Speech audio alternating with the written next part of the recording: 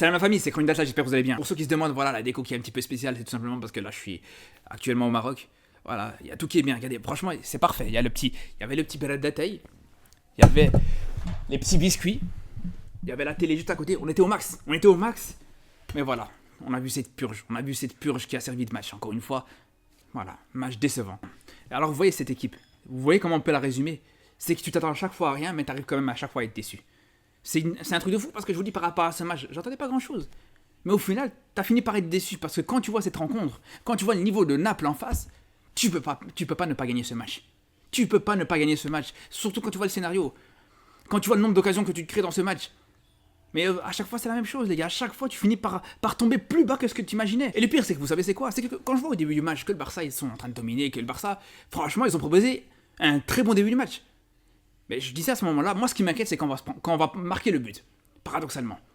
Parce que je sais très bien à chaque fois, cette équipe du Barça, ce Barça de Xavi, ce Barça dégueulasse, cette équipe de schlag, comme je vous dis, à chaque fois, elle marque un but. C'est fini, voilà, ils ferment le rideau, c'est terminé. Voilà, on a fini notre mission, voilà, on a fini notre journée de travail, on peut aller se reposer. Non, c'est à ce moment-là que je vais commencer justement à appuyer cette domination. Normalement, c'est l'inverse, une équipe qui marque, c'est à ce moment-là qu'elle doit se transcender.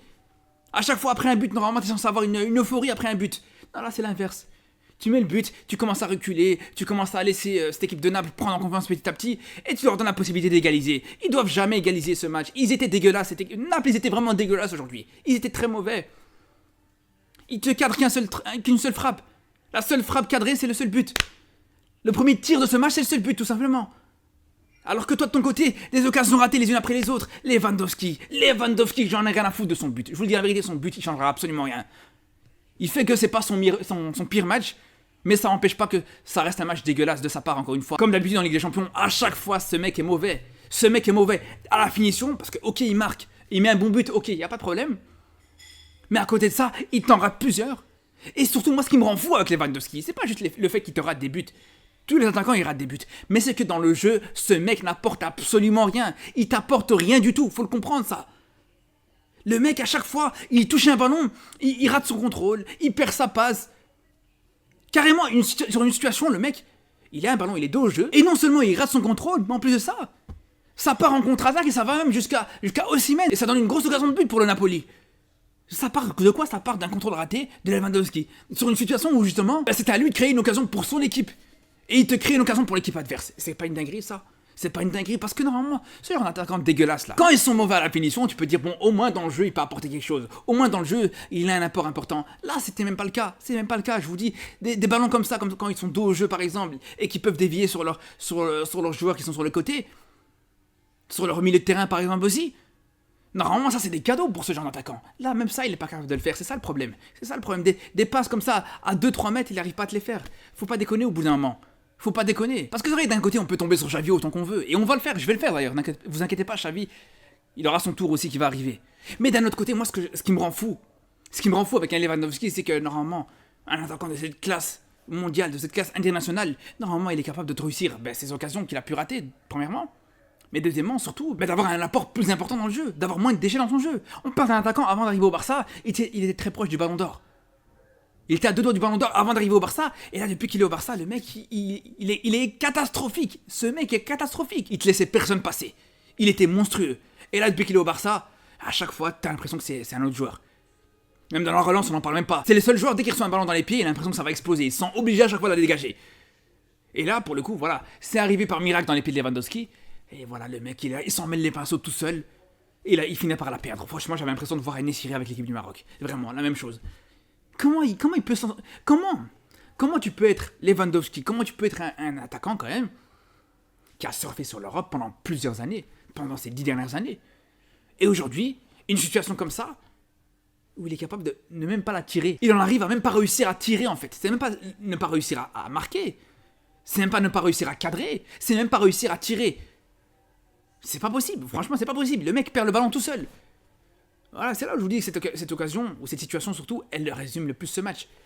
Tout comme, juste derrière, parce que c'est marrant, parce que je vous ai dit, par miracle, le ballon il arrive dans les pieds de Lewandowski, ça c'est une première chose. Et deuxième chose, juste derrière, le ballon arrive dans les pieds de Gundogan. Parce que Gundogan aussi, on va ouvrir son dossier. Je vous le dis, Gundogan, on a été très patient, mais au bout d'un moment, ça commence à bien faire.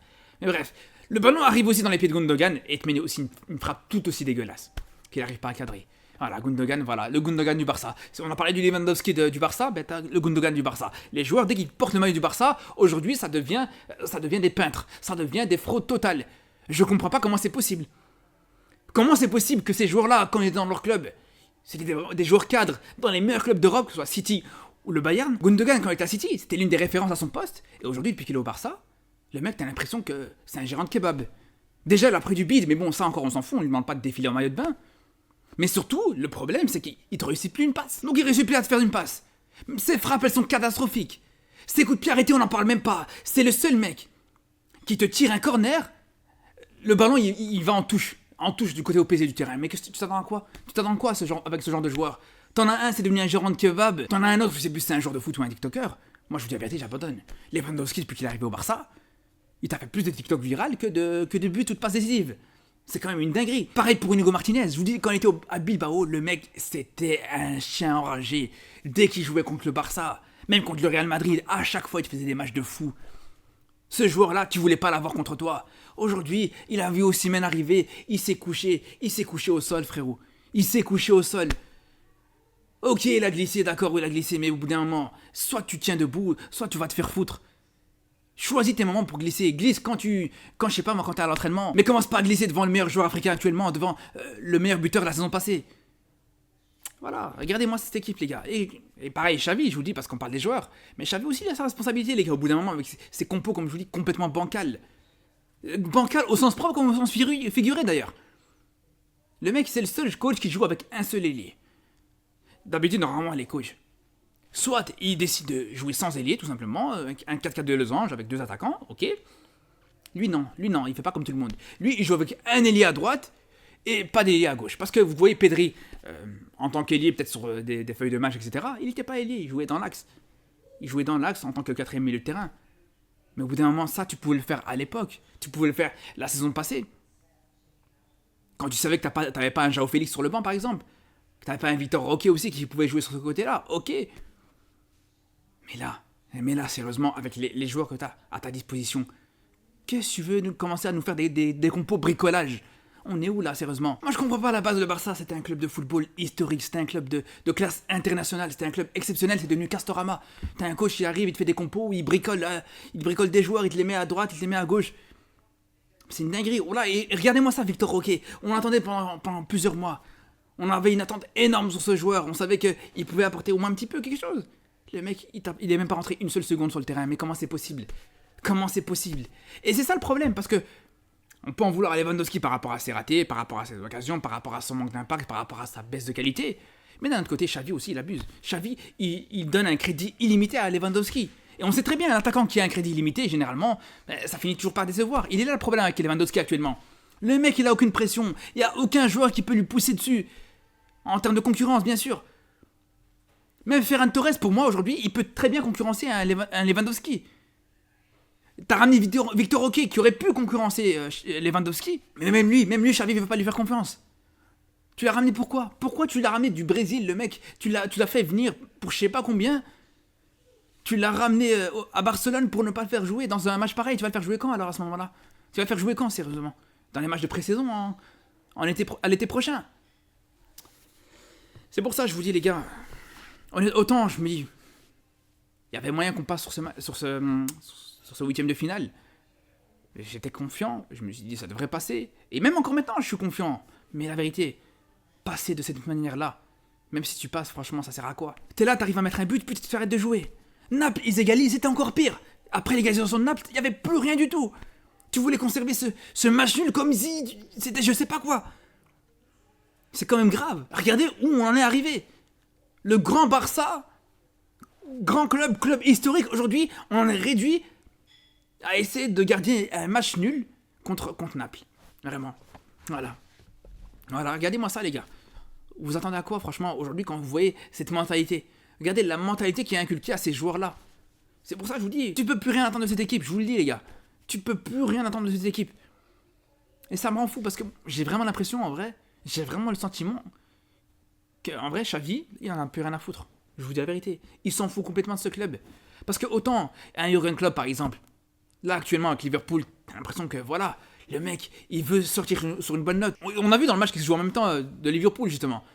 Ils perdaient contre Luton, ils t'ont renversé le match en 15 minutes presque. Ils t'ont mis 4 buts. Ils ont fini 4-1. Voilà. Voilà c'est quoi la mentalité d'un grand club. Voilà c'est quoi la mentalité d'une équipe qui veut gagner des titres. Voilà c'est quoi la mentalité d'une équipe qui veut donner une bonne image. Et à côté, t'as un Xavi complètement fébrile. Un Xavi qui a peur. Un Xavi qui en a plus rien à foutre. Voilà, c'est ça le problème. Aujourd'hui, on en est réduit à même espérer une demi-finale comme si c'était un exploit de fou. Même une demi-finale, pour moi, c'est inenvisageable pour cette équipe du Barça. Parce que le quart de finale, j'y crois encore, c'est encore possible. Mais une demi-finale, jamais de la vie, on va aller la chercher. Jamais de la vie. Parce que tu sais que peu importe contre qui tu vas tomber en quart, si tu arrives à passer en quart, bien sûr, tu vas te faire taper. Voilà, faut le dire. Bref. De toute façon, on verra pour le match retour. On va suivre ça avec beaucoup d'attention. En tout cas, on sera en live justement demain à partir de 23h pour reparler un petit peu de ce match, pour reparler des différents matchs qu'ils ont joués en Ligue des Champions, pour reparler un petit peu de l'actualité football en général. Donc je vous dis à demain à 23h et surtout d'ici là, prenez soin de vous.